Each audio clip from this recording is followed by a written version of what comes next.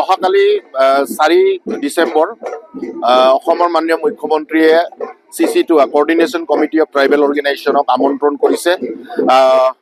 মন্ত্ৰী গোটে যি প্ৰতিবেদন বিধানসভাৰ মজিয়াত দাখিল কৰিছে, সেই বিধানসভাৰ মজিয়াত দাখিল কৰা যি মন্ত্ৰী গোটৰ যি প্ৰতিবেদন আছে, সেই প্ৰতিবেদন সম্পৰ্কত আলোচনাৰ কৰাৰ কাৰণে অহাকালি আমাক CC2ক আমন্ত্ৰণ জনাইছে। আৰু CC2ৰ যি ক'বলগীয়া কথাখিনি আছে বা TMPKৰ বা আমাৰ জনজাতিসকলৰ যি কথা ক'বলগীয়া কথাখিনি আছে, আমি অহাকালি অসমৰ মাননীয় মুখ্যমন্ত্ৰী আৰু মন্ত্ৰী গোটৰ সৈতে আলোচনাতে আমি অসমৰ মাননীয় মুখ্যমন্ত্ৰী আৰু মন্ত্ৰী গোটৰ যি প্ৰতিবেদন যি চাব কমিটি আছে, চাব কমিটিৰ ওচৰত আমাৰ যি ক'বলগীয়া কথাখিনি আছে সেইবোৰ আমি তেখেতসকলক আমি প্ৰথমে আমাৰ যিবোৰ দাবী আছে সেই দাবীসমূহ আমি মন্ত্ৰী গোটৰ যি মিটিং আছে CM লেভেলত, সেই লেভেলৰ মিটিঙত আমি দাখিল কৰাৰ পাছতে আমি আপোনালোকৰ জৰিয়তে অসমৰ ৰাইজক আমি জনাম। কিন্তু এটা বস্তু ঠিক যে আমি জনজাতিসকলৰ যি অধিকাৰ, জনজাতিসকলৰ সুৰক্ষা, সেই কথাৰ পৰা আমি কেতিয়াও পিছু হুকি নাযাওঁ। আমাৰ জনজাতি ৰাইজক বা জনজাতি ছাত্ৰ ছাত্ৰীসকলক, জনজাতিৰ যিমানবোৰ বুদ্ধিজীৱী জনজাতি সমাজ আছে, সেই সমাজখনক আমি জনাব বিচাৰিছোঁ, আপোনালোকে আমাৰ প্ৰতি আস্থা ৰাখক।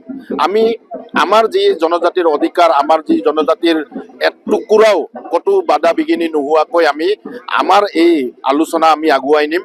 তাৰ কাৰণে আমি জনজাতি ৰাইজক শান্ত হ'বৰ কাৰণে আহ্বান জনাইছোঁ। অহাকালিৰ যি আলোচনা হ'ব CC2ৰ, সেই আলোচনাৰ পাছত আলোচনাৰ অগ্ৰগতি কি হৈছে সেই সম্পৰ্কত আমি অসমৰ ৰাইজক আপোনালোকৰ জৰিয়তে আমি জনজাতি ৰাইজক, জনগোষ্ঠী ৰাইজক, অসমৰ ৰাইজক আমি অৱগত কৰিম। অহা আমি 7, 8, 9, 10 আৰু 11 জানুৱাৰীলৈকে আমাৰ এই বৰ্ষৰ যিটো 24 তাৰিখৰ পৰা আৰম্ভ হ'বলগীয়া কথাটো আমি অহা 26 চনৰ 7 জানুৱাৰী মাহৰ 7 তাৰিখৰ পৰা 11 তাৰিখলৈকে আমি দিনটো আমি ধাৰ্য কৰা হৈছে। তাৰে আজি আমি মাংগলিক কাৰ্যৰে আমি আজিৰ যি আধাৰিলা আমি লাইখুটা স্থাপন কৰিছোঁ আমি, আৰু এই লাইখুটাৰ জৰিয়তে আমি আমাৰ মাংগলিক কাম কাৰ্য আজিৰ পৰা আমি ইয়থ ফেষ্টিভেলৰ আনুষ্ঠানিক কাম কাজ আমি আৰম্ভ কৰিছোঁ মাংগলিক প্ৰক্ৰিয়াৰ জৰিয়তে। আজি মিচিং অট'নমাছ কাউন্সিলৰ মুখ্য কাৰ্যবাহী সদস্য প্ৰমানন্দ চাহিয়া দেৱৰ নেতৃত্বত আজি এই মাংগলিক কাৰ্য আমি সমাপন কৰোঁ। আৰু আজিৰ দিনটোৰ পৰা আমি সকলোখিনি কাম কাজ আমি আনুষ্ঠানিকভাৱে আজিৰ দিনটোৰ পৰা আমি আৰম্ভ কৰিম। আৰু আপোনালোকৰ জৰিয়তে আমি সকলো ৰাইজক আহ্বান জনাইছোঁ বা অনুৰোধ জনাইছোঁ যে আহক আপোনালোকে 2026 চনৰ 25 নহ'বগৈ, এতিয়া 26 হ'ব। যিহেতু 25 আছিলে, 14 দিন আমি পিছুৱাই দিছোঁ। চ' আমি 2026 চনৰ যি 10ম মিচিং যুৱ মহোৎসৱৰ প্ৰগ্ৰামলৈকে আপোনালোকে সকলোৱে আহক।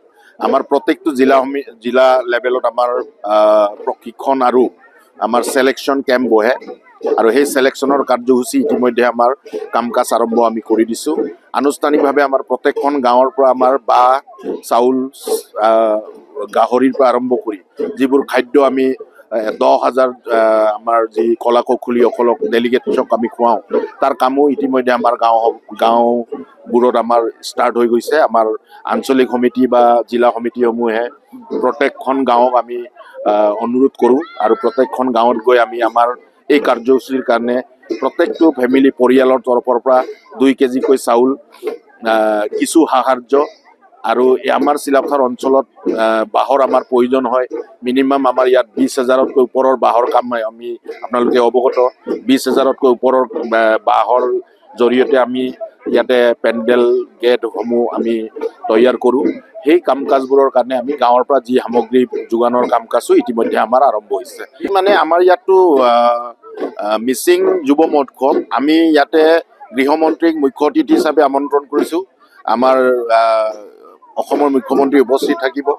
আমাৰ অসমৰ জাতীয় জনগোষ্ঠীয় সংগঠনৰ সকলো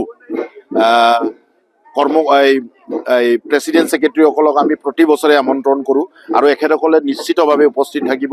আমাৰ নৰ্থ ইষ্টৰ যিমান আমাৰ ট্ৰাইবেল সংগঠনৰ আমাৰ প্ৰেচিডেণ্ট ছেক্ৰেটাৰী বা এই কমিউনিটিসকলৰ যিবোৰ আমাৰ প্ৰেচিডেণ্ট ছেক্ৰেটাৰীসকল আছে, তেখেতসকলক আমি আমন্ত্ৰণ কৰোঁ।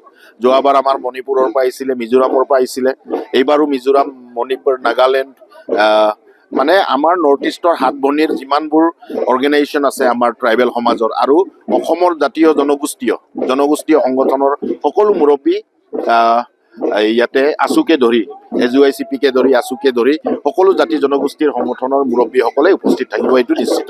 অহা 7 তাৰিখৰ পৰা 11 জানুৱাৰীলৈকে কাৰেং চাপৰিত 10 সংখ্যক মিচিং যুৱ মহোৎসৱ অনুষ্ঠিত হ'ব। ইয়াত প্ৰায় 22টা ইভেণ্টত প্ৰায় 6000জন আৰ্টিষ্টে ইয়াতে কম্পিটিশ্যনত অংশগ্ৰহণ কৰিব। আৰু এইটো যিহেতু কাৰেং চাপৰিখন এটা পাৰ্মানেণ্ট আমাৰ এটা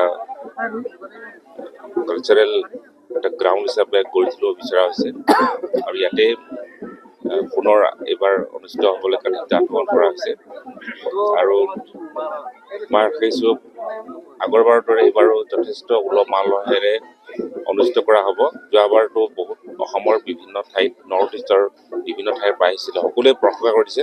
আৰু অসমৰ আমাৰ যিটো সংবাদ মাধ্যম হওক বা বিশিষ্ট ব্যক্তিসকলক বুদ্ধিজীৱীসকলে মিচিং যুৱ মহোৎসৱ এটা অসমৰ উল্লেখযোগ্য এটা কাৰ্যসূচী হিচাপে তেওঁলোকে স্বীকৃতি দিছে। আৰু মই আশা ৰাখিছোঁ এইটো এটা সময়ত এটা নেশ্যনেল এটা ইভেণ্ট হিচাপে স্বীকৃতি লাভ কৰিব।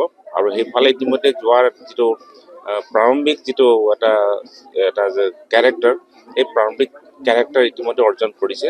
আৰু আমি আশা ৰাখিছোঁ 10 বছৰৰ ভিতৰত ই এটা আন্তঃৰাষ্ট্ৰীয় এটা সাংস্কৃতিক এটা ইভেণ্ট হিচাপে স্বীকৃতি লাভ কৰিব। আৰু মই সকলো ৰাইজক মই আহ্বান জনাইছোঁ, এইবাৰ যি 10 সংখ্যক যিটো মিচিং যুৱ মহোৎসৱ সকলোৱে অংশগ্ৰহণ কৰিবলৈ তেওঁলোকে সহযোগ কৰিব লাগে। আৰু সকলোৱে তেওঁলোকে ইয়াত আহি যেন তেওঁলোকে অংশগ্ৰহণ কৰি আমাক উৎসাহিত কৰে, মই সকলোকে আহ্বান জনাইছোঁ।